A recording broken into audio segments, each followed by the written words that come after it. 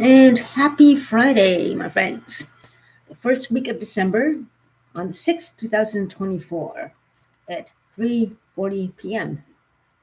Ottawa, Ontario. It's a chilly Ottawa, Ontario, with wind chill of minus 15 around there. And you have to keep warm, dressed in layers and so forth. So firstly, let's talk about the cold weather, you know, cold weather dangers. When the first snowfall hit a few days ago, actually on Wednesday, is it Wednesday? Yeah, it was on. Yeah, it was on Wednesday. During that big snowstorm, I was not wearing good traction on my boots, and I was walking normally on snow as it was really coming down. One thing that didn't occur to me is there is ice underneath the snow, which basically I went flying down, hit the ground, hit my tailbone. I had to walk slowly for a bit, and then I fell down additional 4 other times after that in different areas. Now, it seems to me there's not much snowplow. Well, the snowplow service, but not much salt is being distributed within the city this year. Because I have walked in the snowstorms before, I never had that problem of falling down like that. Not like that many times. But yeah, ice under the snow. That is number one danger in the cold weather, both people walking and for vehicles driving. Doesn't matter how slow you go. If there's black ice there, you can go spinning and falling a ditch or hitting another car or something, even though you're going slow. So if you think you're going slow, you could have a little bit of a minor spin on the road to black ice and all that. And this big shift in weather from mild weather to snowy weather to cold flashes and ice underneath the snow. That's the problem right now. I have never fell down that many times in the snow from ice underneath it. And yeah, as a result, today and yesterday, I was very sore all over. My legs hurt, my back. I never threw my back out, which is good. It hurts around here, kind of straight muscle pain, like around here when I fell down. My stomach even hurts because when I fell down, 5 times I fell down, muscles stretch as you fall down suddenly. My legs hurt too. And my arms, well, it hurts my arm, of course, too, the muscles. No bruises or anything, just muscle strains and muscle pains. Nothing thrown out, thank God. That's a good thing. No nerve pain so far, so that's a good sign. And I'm just going to take it easy tonight and relax. Soak another hot bath later on, and so forth. Even though I'm 53, I'm glad that nothing got seriously strained or sprained, or I didn't throw my back out. And if you have a vehicle, I hope to God you're going to be driving slowly and carefully. Do not go too fast, as that can result in a bigger impact upon a vehicle or a pedestrian if you're going spinning out of control on black ice and someone seems to be nearby. Be very, very careful. Be very careful out there in this cold weather. Ice everywhere, black ice in the roads, ice underneath the snow. Get those cleats. Giant Tiger has cleats. Walmart has cleats. I don't know if Dollarama has cleats. I've never seen any. I never noticed any. But I have my cleats from Giant Tiger. I got a couple of years ago. They just go over your under your boots, and they on the boot size. I'm going to show you the one I have, and it's okay. But inside, it's not too bad. It depends on the cleat.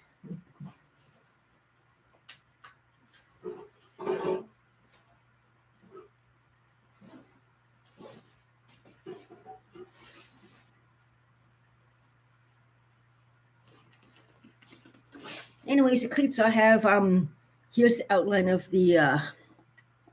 Here's the outline of how it is. As you can see, yeah.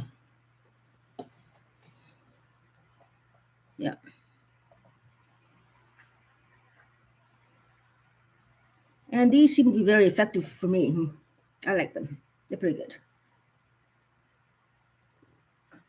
I walked down to the medical clinic today early on this morning, and there was ice everywhere.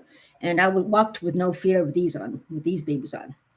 If I had my other boots, I would have gone flying probably at least once, and probably went slipping, probably strained my back. Could have thrown my back, but these cleats saved my back and saved everything else. I was sore enough as it was, falling down 5 times on on Wednesday there, Wednesday evening, when the snowstorm in Ottawa first hit. So I'm lucky that it could have been a lot worse.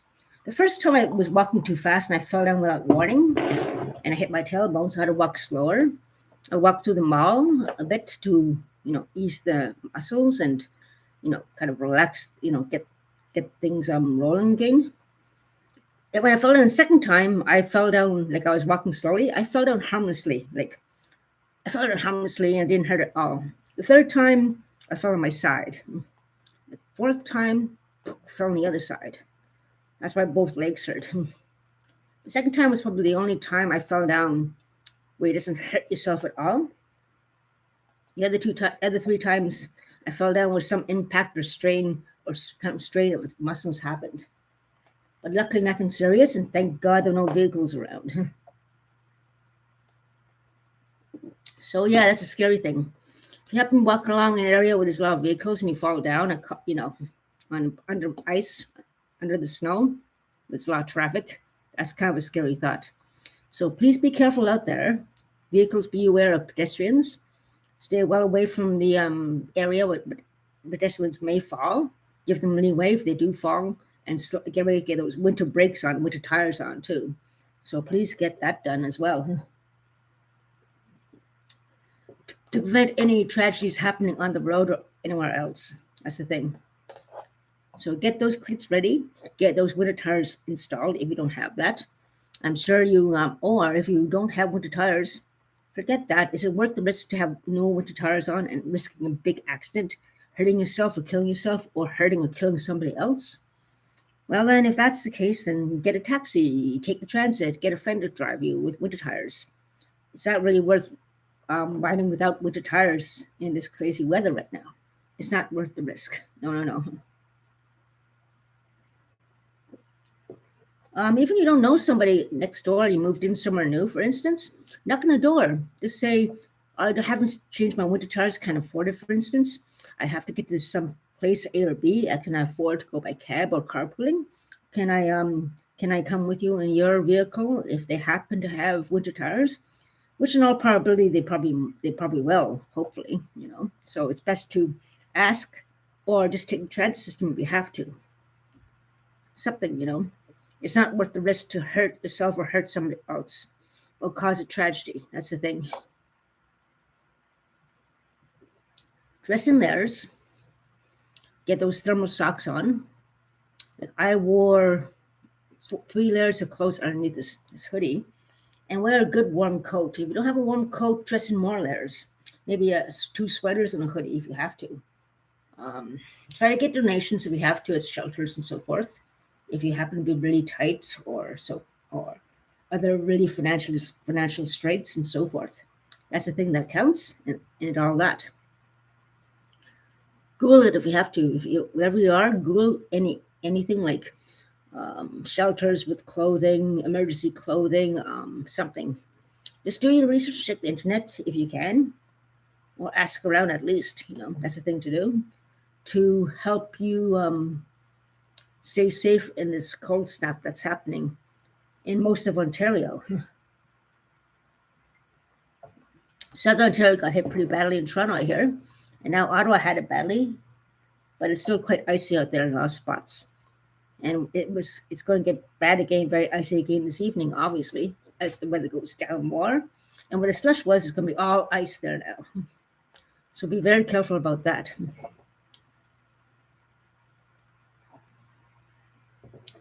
So that's one thing I want to talk about right now, about the risky cold weather and things that can happen.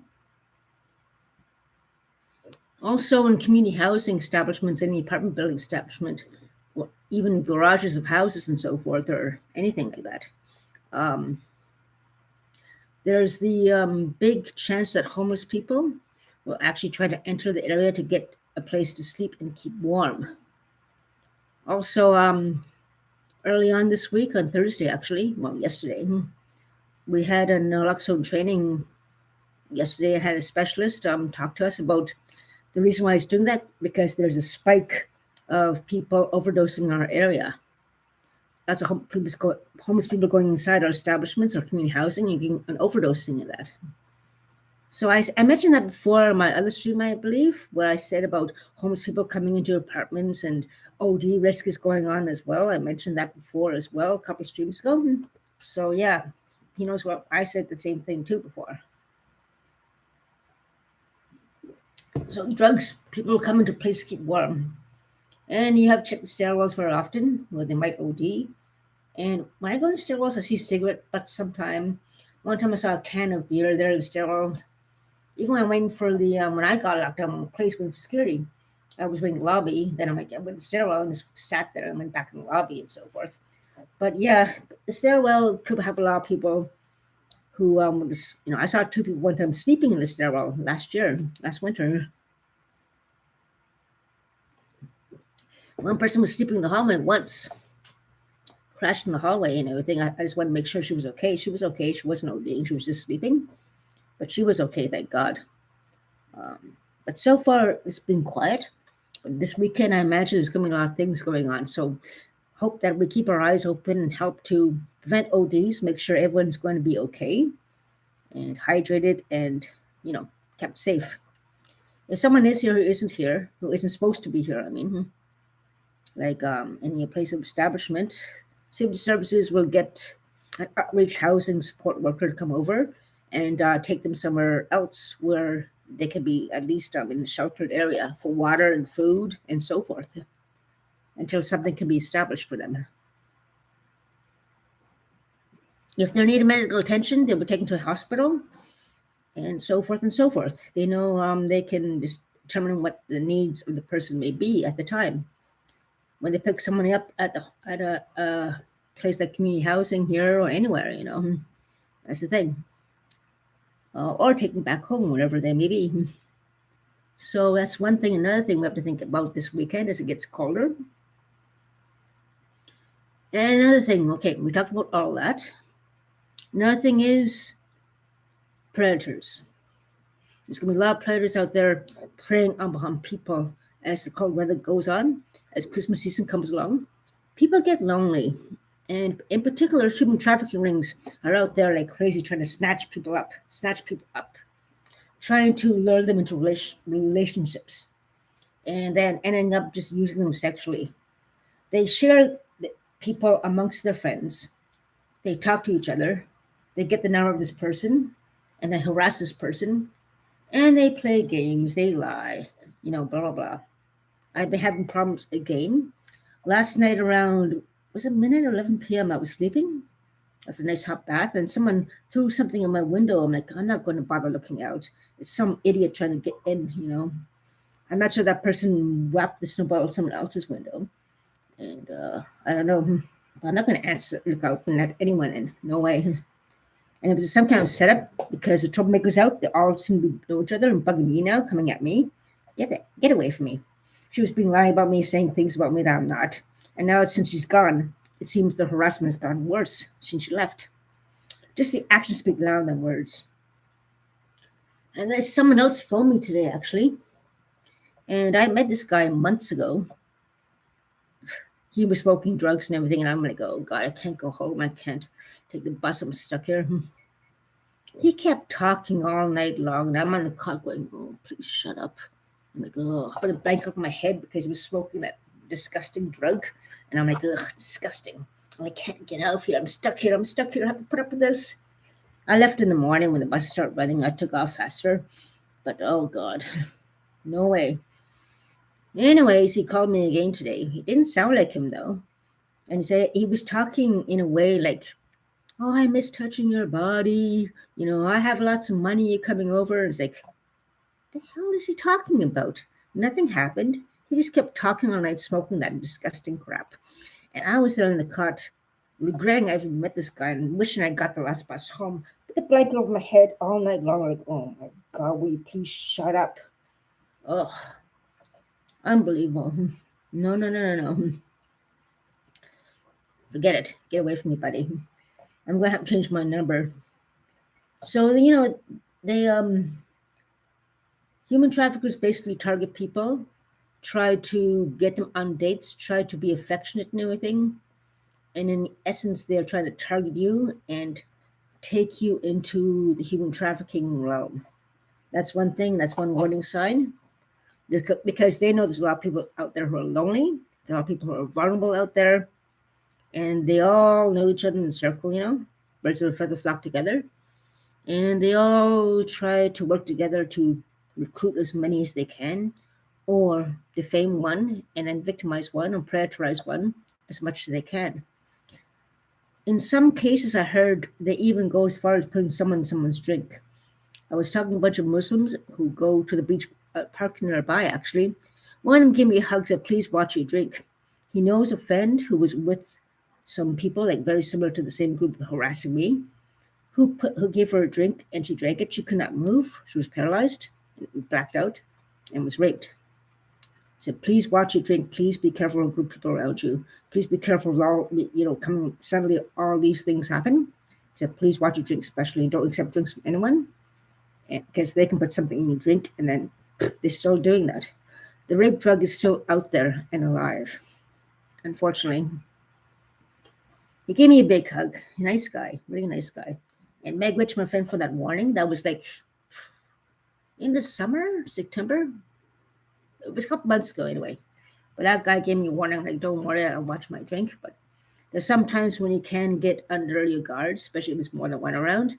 You can't keep your eyes on all of them at once, can you? And then you never know when you're talking to one may actually inadvertently put something in your drink. You never know. Something like that might happen, which they tend to do if they're in a group together. And especially indigenous people, immigrant people have teenage daughters and so forth, children. Please make sure that these people are not hanging around people where change of behavior is so sharply apparent. For instance, change in behavior, getting more irritable, disappearing for hours, becoming rebellious, and so forth. Not returning your calls. Those are warning signs that your teenage child may be targeted by human traffickers or drug trafficking or something. Especially the newcomers coming to Canada who do not know about the predators who be actively targeting those people in particular, and indigenous people and vulnerable people like myself. So that's another thing. But the best thing to do is to record things, maintain your distance, go see a counselor, get a support group. There's human trafficking hotlines out there too if you're concerned. As a parent, if you're concerned about your child, if you're concerned about people being human traffickers after you, there are human trafficking support groups human trafficking support lines out there, crisis lines. And no matter what, there is human trafficking everywhere nowadays. And it seems like, oh yeah, these guys are kind of very suspicious in my opinion.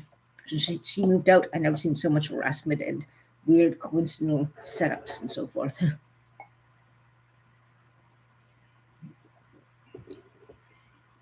Thank you, Uncaged Savage.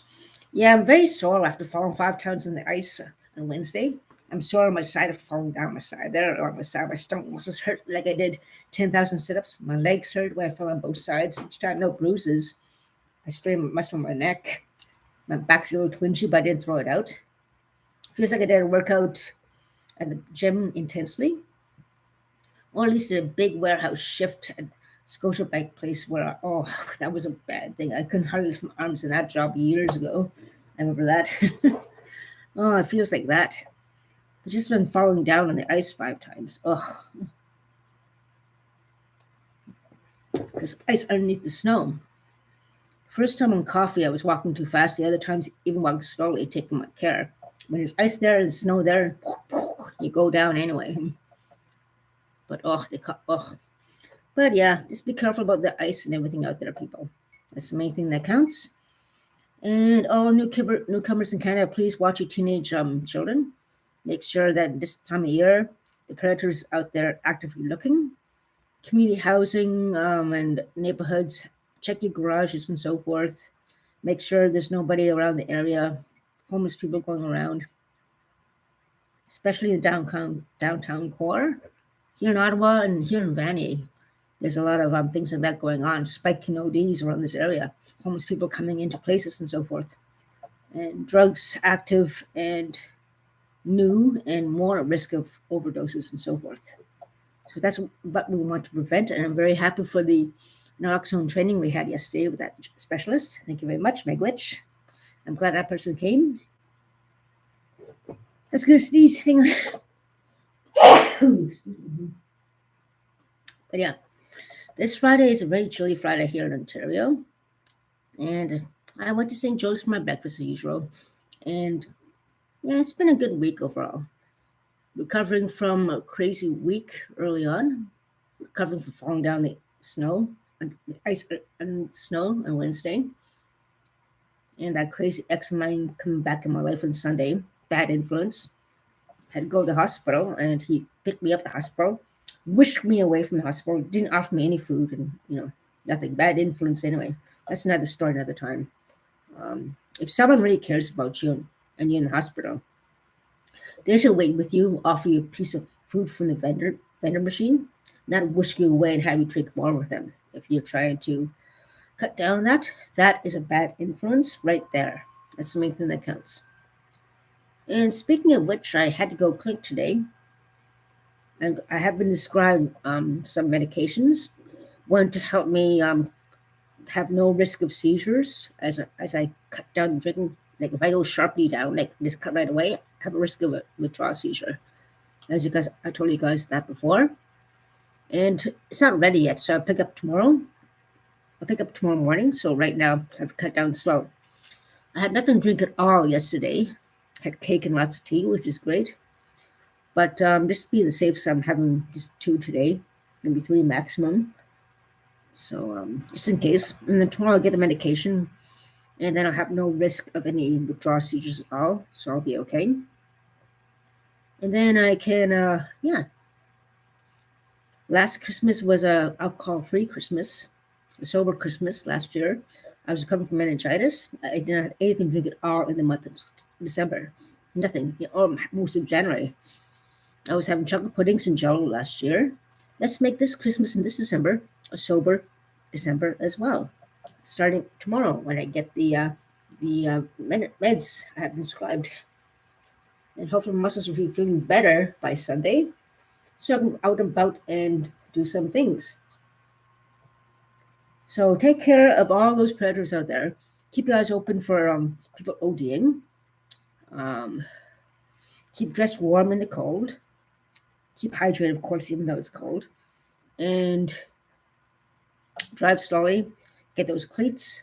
And be careful of ice underneath the snow as you walk. And yeah, that's about it. So I'm just going to take it easy this Friday night. I'm still very sore. I'm going to hot bath maybe. And take it easy. Watch some Three's Company. Listen to some Christmas carols. Maybe put my Christmas lights up, maybe. Who knows? I don't know. I gave some things away already today, but yeah, it's going to take it easy. As you guys hopefully will have a nice, relaxing Friday night and a safe Friday night.